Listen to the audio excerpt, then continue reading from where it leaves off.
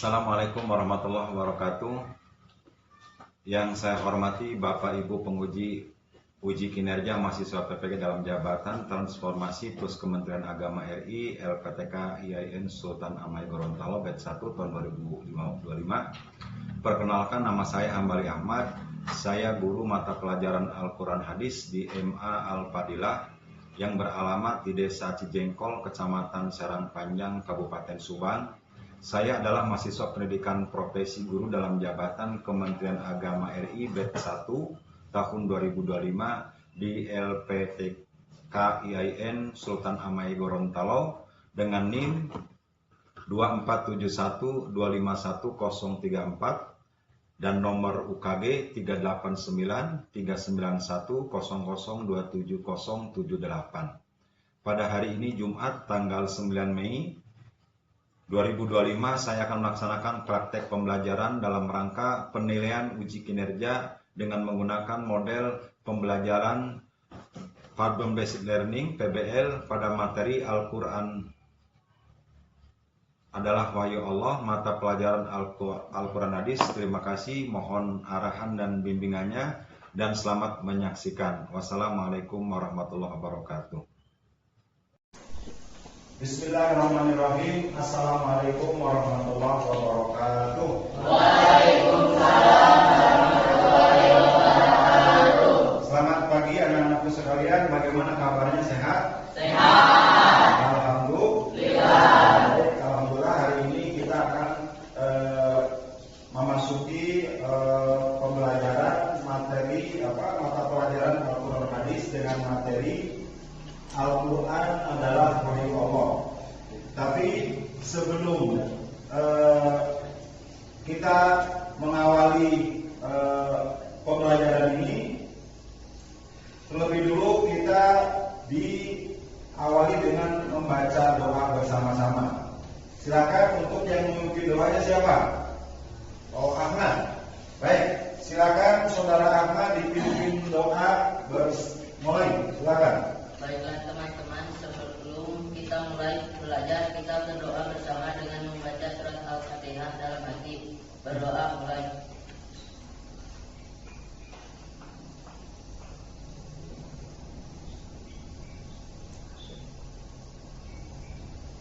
Berdoa selesai. Terima kasih Ahmad yang sudah memimpin doa. Jadi mudah-mudahan pembacaan Al-Fatihah ini proses belajar kita menjadi lancar. Amin ya rabbal alamin. Baik anak-anakku sekalian, selanjutnya kami akan cek kehadiran. Nanti akan saya absen satu persatu. Barangkali ada yang tidak hadir hari ini. Dan untuk yang hadir hari ini, tolong nanti kalau saya sebut namanya bilang hadir. Laki-laki, kalau untuk perempuan bilang hadir. Baik. Pertama Atin. Hadiroh, makin hadir. Alhamdulillah. Arafah hadir. Chelsea hadir. Andika, Zalfa, Fahri, Endira. Selanjutnya Ahmad, terus Hilda hadiroh. Yazid hadir. Fitri hadir. Dalvi, Aufa. Selanjutnya Puri hadiroh. Yuli. Selanjutnya Sikwa hadiroh. Rizka, Tiara hadiroh. Selanjutnya Rahman. Sakit. Sakit apa Ahmad Rahman? Sudah tahu kabarnya? Cuma informasinya sakit ya. Baik. Kalau ada teman kita yang sakit, kita doakan bersama. Mudah-mudahan nanti Rahman cepat sembuh dan insya Allah nanti besok hari Minggu depan atau mungkin hari Sabtu ya besoknya insya Allah nanti kita bersama-sama menengok Rahman. Mudah-mudahan nanti kalau sudah ditengok sama kita semua, Rahmannya bisa cepat sembuh. Amin. Baik anak-anakku sekalian, selanjutnya alhamdulillah sudah kami cek satu-satu, ada satu anak yang sudah masuk. Selanjutnya sebelum kita memasuki proses pembelajaran ini, tujuan pembelajaran ini nanti dalam materi Al-Quran adalah wahyu Allah adalah kalian agar bisa memahami pertama pengertian Al-Quran. Itu yang pertama. Yang kedua, kalian harus tahu nama-nama Al-Quran. Dan juga kalian juga harus bisa memahami ketika belajar Al-Quran adalah wahyu Allah, nanti kalian harus bisa menganalisa perilaku orang yang berpegang teguh kepada Al-Quran. Nanti seperti apa orang yang memahami isi Al-Quran, apakah dia rajin ibadah atau malah sebaliknya. Jadi 3 konsep ini nanti tujuan pembelajaran ini kalian harus memahami ketika sudah belajar materi Al-Quran adalah wahyu Allah. Dan selanjutnya untuk pembelajaran ini juga tolong nanti disimak baik-baik, jangan Anda ya main HP. Karena apa tujuan kita belajar dan sekolah ini supaya kalian menjadi orang-orang yang cerdas, pintar dan berguna bagi orang lain. Seperti kata hadis Nabi Muhammad, khairun nasi anfa'uhum linnas. Artinya sebaik-baik manusia adalah orang yang bermanfaat bagi orang lain. Kalau kalian ingin hidupnya bermanfaat bagi orang lain, maka kalian harus punya ilmu, harus pintar, harus cerdas supaya dihargai orang lain dan supaya nanti akhirnya kalian bisa bermanfaat di masyarakat. Baik anak-anakku sekalian, selanjutnya ini kita akan memasuki materinya. Tolong nanti bisa diperhatikan ke layar InFocus. Al-Quran adalah wahyu Allah. Nah ini tadi sebagaimana tadi dipahami. Jadi peta konsep pembelajaran ini ketika kalian sudah belajar Al-Quran adalah wahyu Allah, kalian harus bisa mengerti dan memahami pengertian Al-Quran. Apa sih Al-Quran itu? Terus selanjutnya nama-nama Al-Quran. Karena Al-Quran punya nama banyak, bukan hanya Al-Quran saja. Nah nanti lebih jelas nanti dijelaskan. Nah terus yang tadi perilaku bagi orang yang berpegang teguh kepada Al-Quran. Baik, ini selanjutnya coba anak-anak sekalian, kamu perhatikan gambar di atas atau gambar di depan kalian ini. Saya mau nanya dulu, ada yang memahami itu gambar apa itu? Ada yang bisa jawab? Silakan. Ada? Gambar apa itu? Gambar orang sedang apa maksudnya? Mengaji. Orang mengaji. Yang di sini orang mengaji. Nah, yang di sana juga sama orang mengaji. Nah, dari gambar ini itulah pentingnya kita belajar mengaji supaya bisa membaca Al-Quran.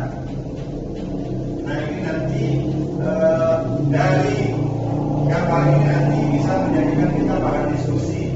Nah, yang selanjutnya ini ada pengertian Al-Quran secara bahasa. Ada menurut Al-Lihyani, Al-As'ari, Al-Farah, Al-Jurjani, Al-Safi'i. Nah ini lebih jelasnya.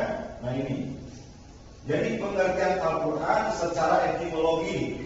Pertama itu menurut Al-Lihyani, Al-Quran bentuk masdar dari kata qoro'a yang artinya membaca, dengan bentuk tafsir qoro'a yaqra'u Qur'anan. Kata Qur'anan artinya bacaan. Jadi kata Al-Quran dibaca, dinamai dengan Al-Quran. Dalilnya itu ada sebagaimana ini saya bacakan, inna hawai najamatu wa Qur'ana fa idza Qur'anahu wa Qur'ana. Itu artinya sesungguhnya atas tanggungan kamilah mengumpulkannya di dadamu dan membuatmu pandai membaca. Nah, ini apabila kami telah selesai membacanya, maka ikutilah bacaannya. Nah, makanya Al-Quran itu bisa dikatakan menurut Al-Lihyani itu adalah bacaan. Selanjutnya ini pendapat Al-As'ari. Itu hidup pada tahun 2324 Hijriah.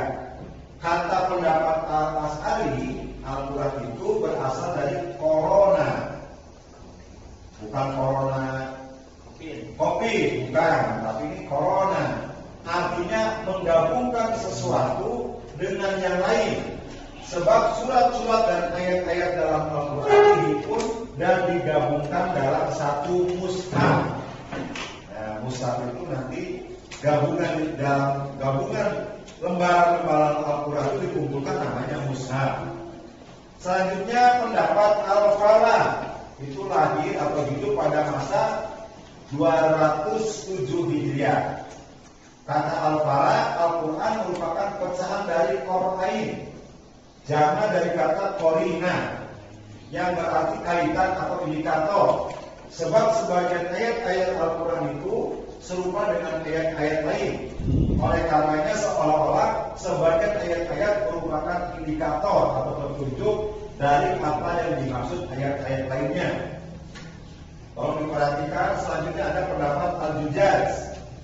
Al-Quran diambil dari kata asal Al-Qar'u, yang artinya al-jam'u, penghimpunan.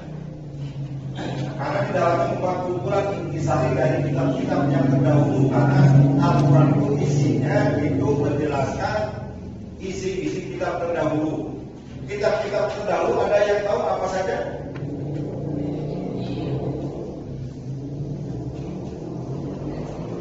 Injil, Zabur, Taurat.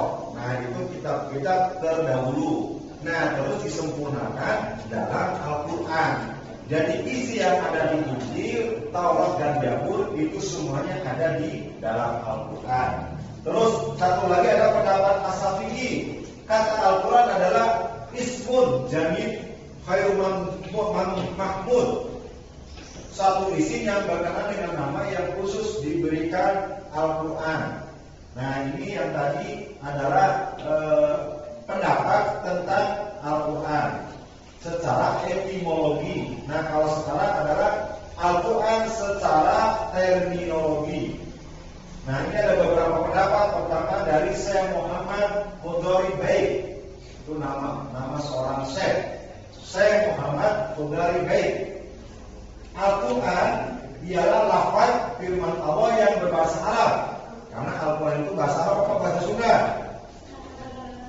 Al-Quran itu bahasa Arab atau bahasa Inggris? Arab.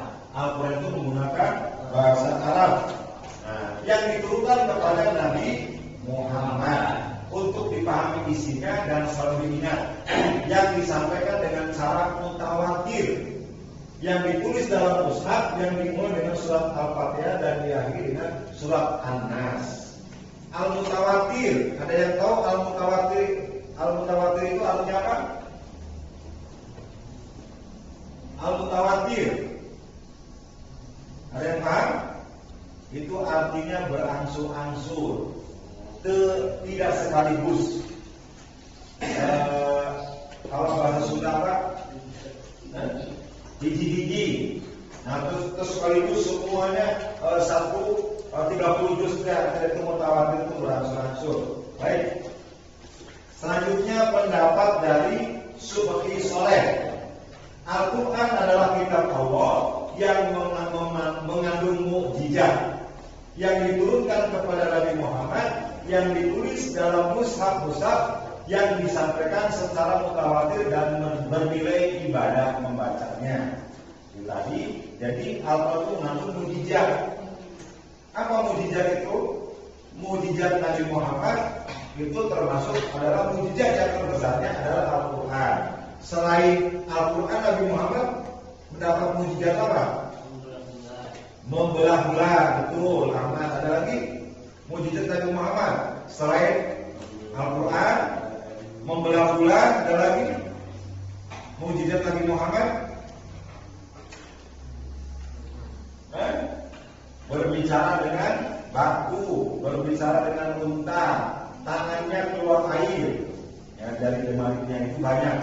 Baik, selanjutnya diteruskan dengan pendapat Syekh Muhammad Abduh.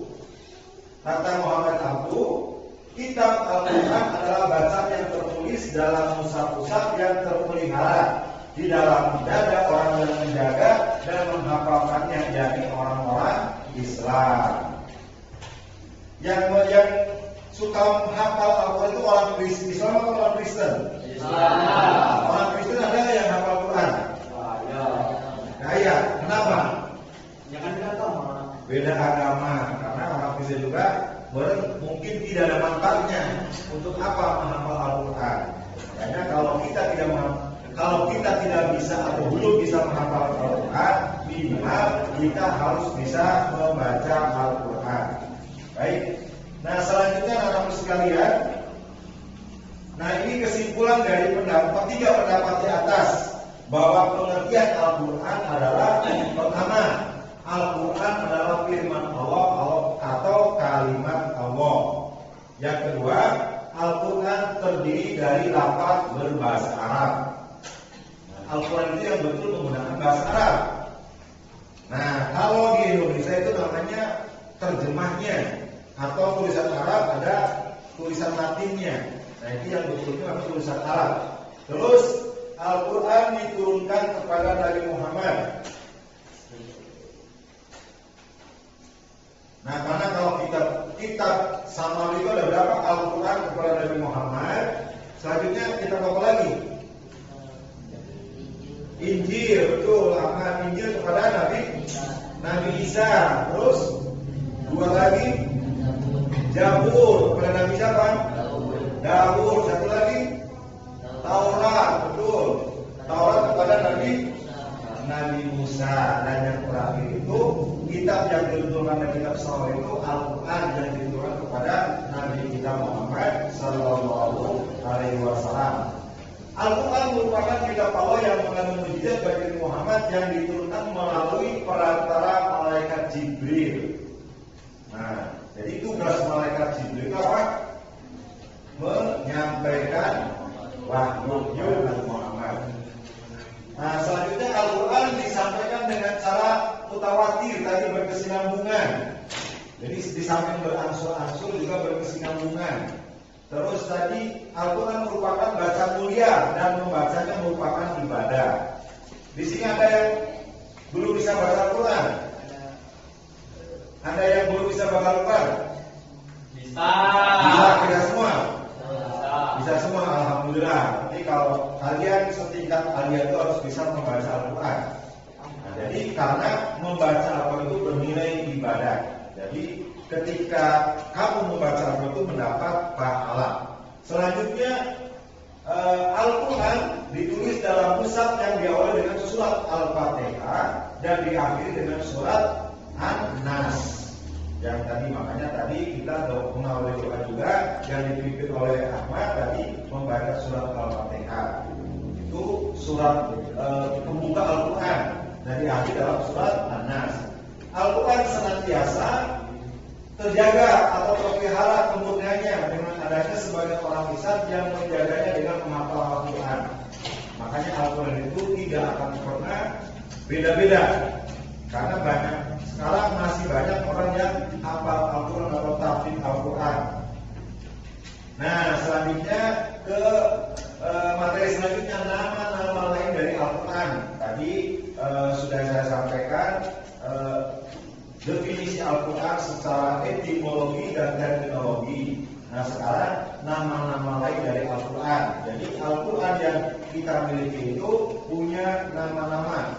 Itu dari Alkitab, Al-Furqan, Al-Dzikr, At-Tanzil. Nah, ini yang pertama Al-Quran. Al-Quran adalah paling populer dan paling sering dilekatkan.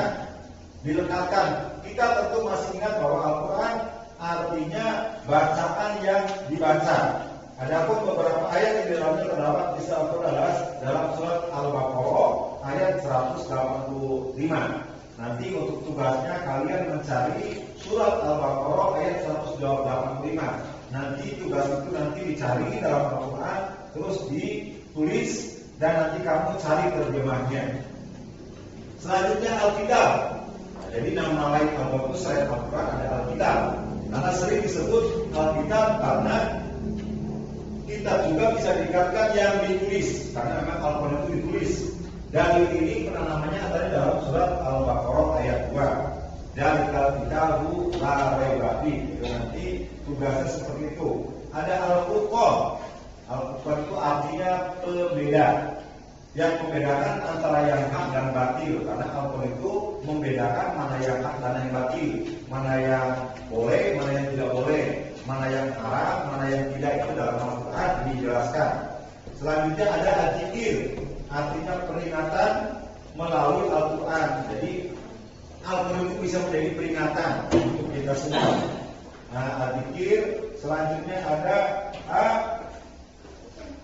tanzil. Artinya at-tanzil itu yang diturunkan. Karena kan Al-Quran itu turunkan dari langit lewat malaikat Jibril kepada siapa? Nabi Muhammad SAW. Itu terdapat dalam surat Asy-Syura ayat 192.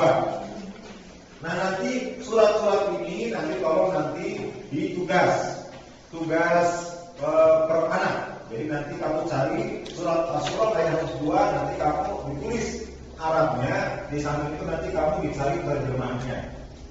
Nah, selanjutnya yang terakhir itu menganalisa orang yang memahami Al-Quran. Al-Quran adalah sumber pertama ajaran Islam. Setiap muslim berkewajiban untuk berpegang teguh kepada hukum-hukum yang terdapat di dalamnya. Di dalam Al-Quran terdapat petunjuk tentang perintah-perintah dan larangan Allah. Saya tanya dulu, perintah Allah dalam Al-Quran itu apa contohnya? Melaksanakan sholat, bagus. Sikwa ya? Ya, sikwa. Perintah dalam Al-Quran menjalankan sholat itu apa? Perintah Allah dalam Al-Quran itu yang adanya menjalankan sholat. Ada lagi? Selain menjalankan sholat, perintah sholat dalam Al-Quran. Melaksanakan puasa ada dalam Al-Quran. Selain itu ada lagi? Bersedekah, sedekah, betul. Ada lagi perintah yang ada dalam Al-Quran. Sholat, berpuasa, bersedekah, ada lagi berhaji, terus apa lagi?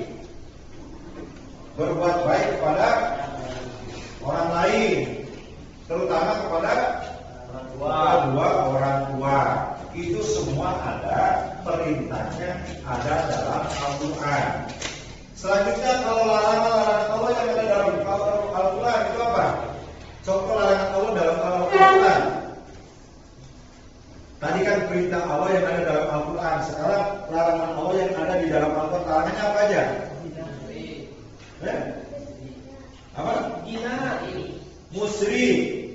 Apa itu musyrik itu? Menyekutukan Allah, percaya selain daripada Allah, betul. Itu dilarang dalam Al-Quran. Ada lagi mabuk. Mabuk-mabukan. Itu minum khamar, minum sesuatu yang memabukkan.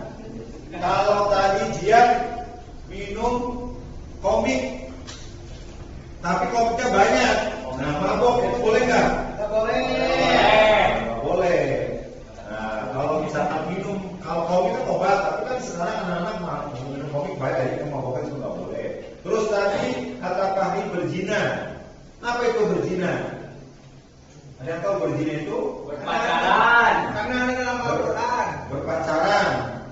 Berzina itu melakukan hubungan suami istri di luar bernikah atau belum menikah. Itu namanya zina.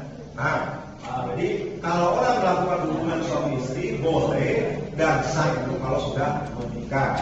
Baik, itu artinya larangan-larangan yang ada dalam Al-Quran. Selanjutnya Al-Quran membuat berbagai pedoman dasar kehidupan manusia berkaitan dengan keimanan dan akidah. Apa contohnya? Berkaitan dengan keimanan kaidah, akidah. Dalam Al-Quran kita harus iman kepada Allah, iman kepada malaikat Allah, terus iman kepada apa lagi? Kitab Allah, Rasulullah, Nabi Allah. Nah itu keimanan. Nah itu kan tadi ada itu. Akidah adalah ketetapan yang berkaitan kepada Allah dan para malaikat, para rasul, hari akhir serta qada dan qadar. Al-Quran juga berisi tuntunan yang berkaitan dengan ibadah. Nah, ibadah itu contohnya apa ibadah? Sholat, baik, puasa, zakat, haji, dan tuntunan hidup bagi setiap muslim. Jadi hendaknya setiap muslim. Nah, jadi anak-anakku sekalian, tadi untuk penyampaian materi ini insya Allah dipaham ya? Paham? Baik, sebelum nanti kita akan melaksanakan tugas kelompok. Nah, yang tadi saya sampaikan, ada nggak yang tadi mau ditanyakan? Baik, ada. Siapa Yazid? Yazid, silakan. Yazid, ada pertanyaan. Silakan Yazid. Pertanyaannya. Mengapa Al-Quran menjadi pedoman hidup? Mengapa Al-Quran menjadi pedoman hidup Bagi umat muslim, bagi umat Islam? Baik, ini ada pertanyaan dari rekan kita Yazid. Pertanyaannya, mengapa Al-Quran menjadi pedoman hidup bagi umat Islam? Tapi sebelum saya jawab, saya lempar dulu ke kalian. Adakah yang bisa jawab pertanyaan dari Yazid? Nacu? Oke, bagus. Itu Aufa. Aufa silakan menjawab. Silakan jawab Aufa. Karena Al-Quran memberikan petunjuk dalam semua aspek kehidupan, baik ibadah, akhlak, muamalah, hukum, hingga hubungan sosial. Ini menjadikannya sumber utama untuk menjalani kehidupan yang sesuai dengan kehendak Allah. Baik, itu ada yang mau menambahkan jawaban dari Aufa?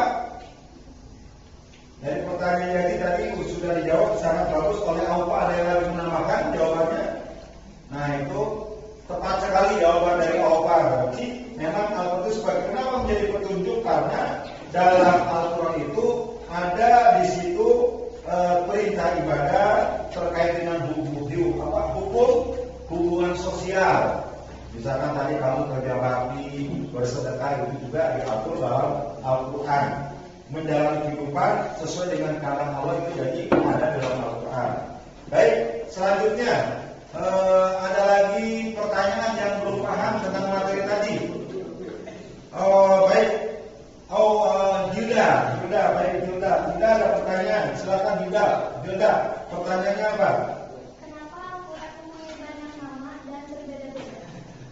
Nah, pertanyaan dari Gilda, kenapa Al-Quran mempunyai nama yang berbeda-beda? Jadi sebelum saya jawab, saya lempar ke ini dulu. Ada yang mau bisa jawab pertanyaan dari Gilda? Baik, Fahri, silakan. Fahri, pertanyaan dari Gilda, kenapa Al-Quran mempunyai nama dan berbeda-beda namanya? Silakan jawab. Al-Quran mempunyai nama sama, satu menunjukkan keistimewaan Al-Quran, dua menunjukkan keamanan Al-Quran, tiga menjelaskan berbagai fungsi dan manfaat bagi manusia, empat menegaskan bahwa Al-Quran mencakup segala aspek kehidupan, lima menunjukkan kedalaman makna dan Ya. Kurang jelas dari suara. Oh baik, Fahri, untuk jawabannya silakan rada ini suaranya. Diulang lagi jawabannya. Al-Quran mempunyai beberapa nama karena satu menunjukkan keistimewaan Al-Quran, dua menunjukkan keamanan Al-Quran, tiga menjelaskan berbagai fungsi dan manfaat bagi manusia, empat menegaskan bahwa Al-Quran mencakup segala aspek kehidupan, lima menunjukkan kedalaman makna dan keluasan Al-Quran. Baik, tetap kurang jelas ya jawabannya. Nah baik, tapi tepat sekali jawaban dari Fahri bahwa kenapa Al-Quran itu berbeda-beda namanya. Tadi jawaban Fahri karena menunjukkan keistimewaan Al-Quran. Al-Quran itu punya keistimewaan. Terus menunjukkan bahwa Al-Quran itu bisa mencakup segala aspek kehidupan. Nanti yang tadi sudah dijelaskan tadi saya lupa saja nama-nama Al-Quran bisa nanti kamu dilihat lagi. Nanti materi ini bisa saya share di grup WA kelas. Nanti supaya nanti kalian dibuka, kalau nanti pelajari. Jadi nama-nama itu memang ada Alkitab, Al-Qur'an, Al-Zikri, At-Tanjil selain Al-Quran. Baik anak-anakku sekalian, sebelum kita masuk ke pembagian kelompok, sepertinya ini sudah nggak konsentrasi ini. Baik, silakan kita minta berdiri dulu. Berdiri dulu. Nah, sini berdiri. Nah, oke, jadi kita mengecek konsentrasi kita tadi. Kalau diperhatikan, kalau kita bilang ke atas, ikuti ke atas, ke samping, ini tangannya, kita ke samping, ke depan, ke bawah. Kita mulai dari awal, ke atas, ke samping, ke depan, ke bawah. Baik, sekarang saya mengecek konsentrasi kalian. Nanti kalau yang salah berarti gak konsentrasi, berarti lagi blank atau konsentrasinya kurang. Oh, tadi paham ya? Ulang lagi ke atas, ke samping, ke depan, ke bawah, ke bawah, ke bawah, ke atas, ke samping, ke depan. Ada yang salah? Nah itu deh. Ada yang salah. Nah berarti gak konsentrasi. Baik, konsentrasi lagi ke depan, ke bawah, ke atas, ke samping. Ada yang. Tolong nanti diperhatikan sampai ke konsentrasi. Ke atas. Baik, ke atas, ke samping, ke atas, ke bawah, ke samping. Berarti kodenya saya yang ikut. Saya cuma mencatat aja. Baik, tangannya di bawah dulu, konsentrasi. Nanti tolong saya perhatikan. Nanti yang nggak konsentrasi, ada yang kesalahan terus suruh maju. Konsepnya apa? Kalau nggak bisa, suruh nyanyi atau suruh joget? Baik, ke atas, ke samping, ke bawah, ke atas, ke samping, ke bawah. Pegang telinga. Oke, baik, silakan untuk kita semua. Berarti Allah masih konsentrasi, masih fokus dalam mengikuti pembelajaran. Baik, anak-anak sekalian, setelah tadi kita pemahaman materi, selanjutnya kita akan membagi kelompok. Jadi kalian nanti akan dibuat 2 kelompok dan nanti untuk mendiskusikan. Nah nanti apa itu? Berarti membantu itu ya. Baik, selanjutnya berarti kita nanti kerja kelompok. Nah, kelompoknya kita langsung di ketua kelompoknya ditunjuk atau dipilih? Ditunjuk. Baik. Kalau ditunjuk, saya nanti minta kesepakatan. Kelompok 1 ketuanya saudara Yazid. Mana Yazid? Nah, sepakat gak ketuanya Yazid? Sepakat. Baik, karena Kang Asep kan. Baik, kelompok 2 nanti saya tunjuk saudara Fahri. Mana Fahri? Nah, sepakat gak setuju kelompok belah Fahri? Setuju. Baik. Nah, nanti silakan untuk anggotanya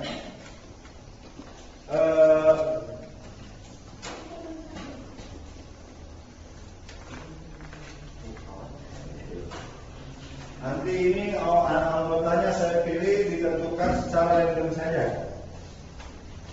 Baik, ini tolong diperhatikan kelompok 1 ketuanya Yazid, anggotanya Atin, Dira, Aufa, Jalpa, Chelsea, Sipwa, Rizka, dan Yuli. Nanti yang saya sebutkan nanti pindah ke kelompok 1. Kelompok 2 ketuanya Fahri, anggotanya Ahmad, Hilda, Fitri, Andika, Dalvi, Arafa, Puri, dan Tiara.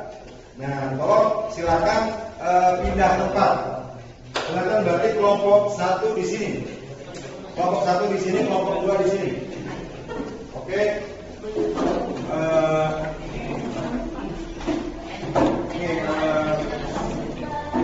Si Yajid ininya dipindahin. Nah, bawa kursinya. Nah, ini kelompok 1 di sini. Yajid di sini, Yajid.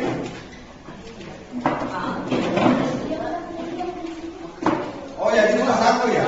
Iya Pak. Berapa Bang? Ada lagi.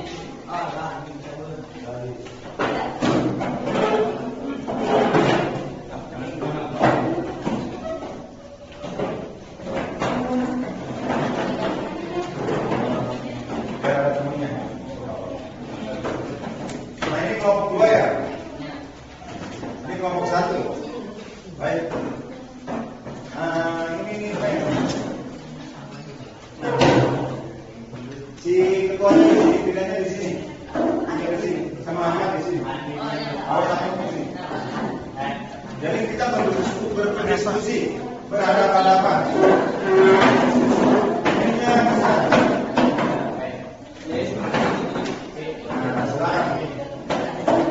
Nah itu seperti itu ya.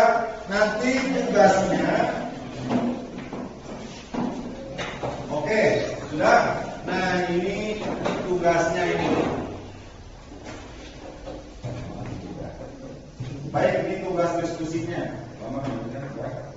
Oke, baik. Itu ada tugasnya. Tolong dikerjakan. Tolong kamu berdiskusi. Itu nanti ada tugasnya ini. Tadi untuk kelompok 1. Nah ini. Kelompok 2 ini, kelompok 2 ya. Nah, kelompok 2 ini. Tolong nanti didiskusikan. Saya kasih waktu 10 menit untuk berdiskusi. 5 menit. Oke, saya kasih waktu 5 menit untuk berdiskusi. Nanti karena setelah itu nanti setiap kelompok nanti diminta 1 orang untuk mempresentasikan dari hasil diskusinya.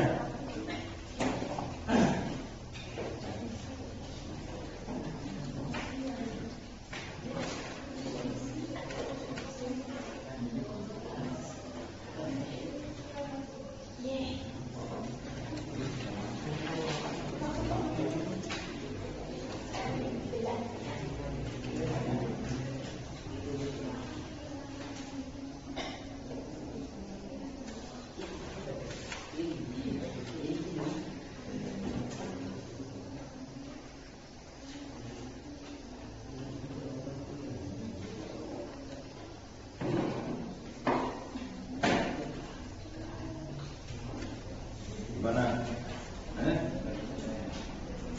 Ya ini aja. Iya. Ya boleh ini gimana?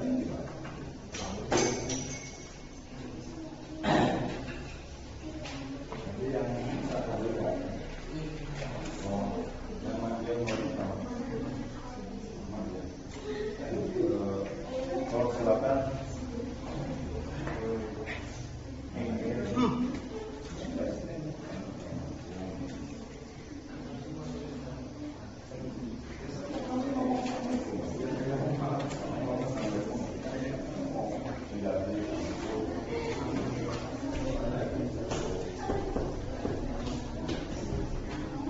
Baik, sudah cukup waktunya kita untuk mempresentasikan.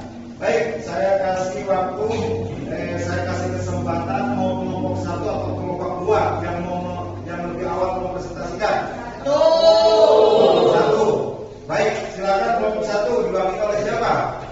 Opa, baik, silakan Opa maju.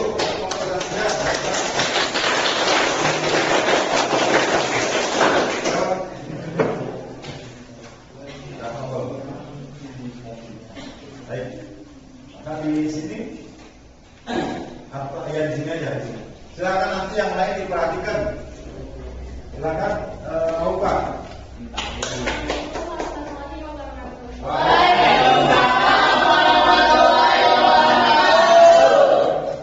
dari kelompok 1 akan mempresentasikan hasil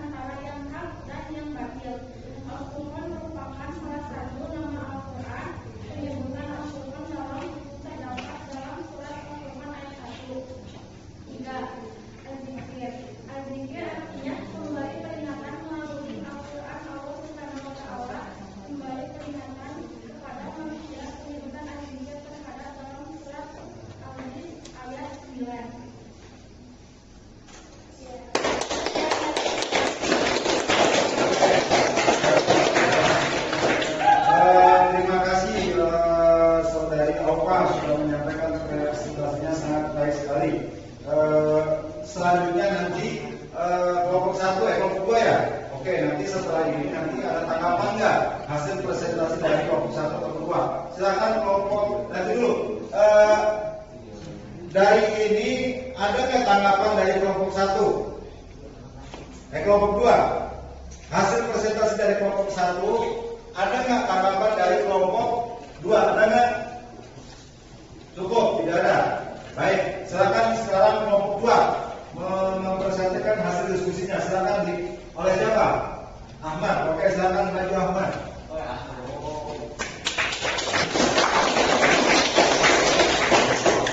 Assalamualaikum warahmatullahi wabarakatuh.